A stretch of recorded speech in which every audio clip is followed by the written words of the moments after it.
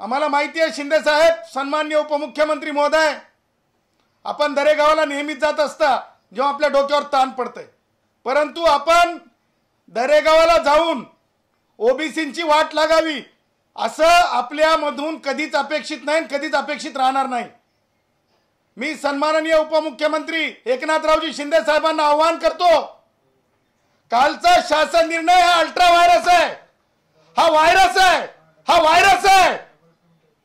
तुम्ही आज चालू असलेल्या बैठकीमध्ये शिंदे साहेब हा शासन निर्णय मागे घ्यायला सांगा।